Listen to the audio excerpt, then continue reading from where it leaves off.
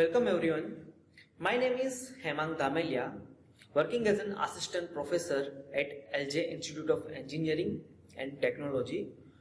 I will be giving you a series of lectures on subject energy conservation and management. Now, as far as the subject is concerned, it has a 4 credit. 3 credits for the theory session, while the 1 credit for the tutorial. So per week we have 3 sessions for the energy conservation and management. Clear? Okay, so before going toward the different content that we are going to observe in our next lecture, I would like to ask you one question. That question is that why we need to learn the energy conservation and management. So think on that. So you can say, with the advancement of technology, day by day we are using the abundant amount of the energy sources for different applications, like lighting our home as well as street, to drive the machineries and the equipments in factory and in power plant, to produce electricity, then after to cook our food, for playing music, operating televisions, etc. So you can say it's hard to imagine life without energy, okay, because in our day-to-day life we are dealing with the electricity, okay. So considering all the scenario, particularly global energy scenario, we can say that we have only limited amount of the non-renewable resources like coal, oil, petrol, diesel, etc. And again, few of the applications like the power generation in power plant produce lots of the carbon dioxide, okay, and carbon dioxide have a tendency to produce the global warming effect. So that you can say, to save the environment, to save the non-renewable energy sources for the next generation. Third one, to cut down the electricity usage cost. It's quite essential to conserve energy, okay. And to conserve energy, we need to learn the different techniques, different method, different management skill by which we are able to conserve energy, okay. So after explaining this, I think now it's clear to all that why we need to learn the energy conservation system, okay.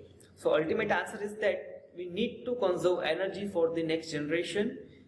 We need to cut down the electric usage cost, okay. And third one is to save the environment. These are the main 3 reasons, okay, because of which we need to learn the energy conservation and management. Clear to all? Okay.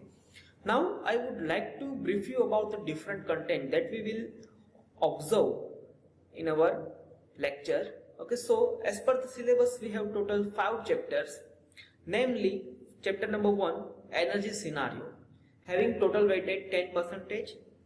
Chapter number 2 is regarding the financial management, energy monitoring and targeting, okay, which is having a credit of 15%. While the third chapter is on the energy management and energy audit, okay. So you need to think on that, what do you mean by management, how we can manage the energy, what do you mean by energy audit. So all those fundamental we are going to observe in chapter number 3. And again, this chapter is having a credit of 15% as per the syllabus. Then after chapter number 4 is regarding the energy efficiency of different thermal utilities, okay, having a weighted 50%. It is one of the most important chapter. Being a mechanical engineer, we are going to work in different industries where we observe the different kind of boiler, pumps, okay, refrigeration system, etc. So as a mechanical engineer, we need to observe and we need to learn that how to save energy in particular equipment. So it is all about this 4th chapter, that is related with the energy efficiency of different thermal utility and the system. Now the 5th chapter is all about the environment, okay, in which we will discuss the different climate policies, okay. So it is having a weightage of 10%, okay. So in ECM we are going to cover basically 5 different chapters, Okay, clear? So now let me give you the insight regarding the 5 chapters so that you are able to focus on subject. So first chapter, that is the energy scenario, okay, having a weightage 10%. So in this chapter we are going to observe the classification of the energy. Then after Indian energy scenario, then after sectoral energy consumption, then after what do you mean by energy intensity, then after different laws that is related with the energy. For example, Energy Conservation Act 2001, which is established by the Indian government in order to conserve the energy. Okay, so in this chapter ultimately we are going to observe some of the statistical data like the production of the coal in India, then after consumption of the electricity in India. Likewise, all kind of statistical stuff we are going to observe in this chapter. The next chapter is energy management and the audit. Okay, so before going toward the explanation of the different things that we are going to cover in this chapter, I would like to ask one question, that what do you mean by management? Tell me. So you can say management is an art of getting a thing which is done through the another. Management is an art of getting a thing which is done through the another. Okay, so here we need to manage the energy. Okay, as an engineer, what we need to do? We need to equip particular equipment and we need to guide the worker such that it can save the energy, or you can say conserve the energy. So in this chapter, we are going to learn the different management techniques via which we are able to conserve the energy, as well as we are going to observe the energy audit process. For example, if you are appointed as a consultant for particular industry and you need to cut down the electricity cost, then what you need to do? First step, you need to audit complete factory. Okay, so what are the different type of the audit, how to carry out the audit, and what are the outcome of the audit? Okay, all those important aspect we are going to learn in this chapter. Clear? Now the next chapter that we are going to learn is financial management, energy monitoring, and the energy targeting. So what do you mean by financial management? Okay, but obviously we know that day by day the tariff rate of the meter is going to be changed. For example, let's say the price of electricity for 1 kilowatt is 5 rupees for the commercial, okay, 3 rupees for the domestic application. So how to decide this rate?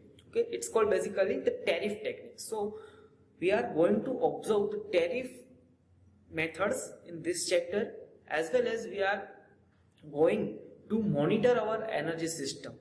Okay, for example, in order to monitor, we have one technique that's called the QSUM. So we are going to observe QSUM techniques plus different financial techniques like return on the investment, simple payback period, net present value, internal rate of the return, cash flow techniques, etc. All those techniques we are going to observe in the financial management. And for the energy monitoring and the targeting, we are going to observe the different analysis techniques, let's say QSUM techniques, okay, in this chapter. So it is all about the chapter number 3, that is related with the financial management and energy monitoring and the targeting. Now the next chapter is all about the thermal utility, particularly the name of the chapter itself, the energy efficiency in the thermal utilities and the system.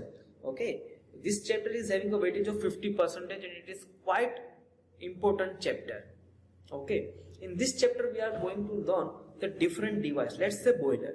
So first of all we need to look on the boiler, how it is work, okay, function of the boiler, different types of boiler construction. Then we need to focus our concentration on the different techniques via which we are able to reduce the energy waste which is generated through the boiler. Okay, likewise we are going to observe the different thermal utilities, in this case particularly let's say boiler, then after refrigerator, air conditioning system, then after furnaces, okay, pump, etc. Okay, so ultimately this chapter is all about the different thermal utilities.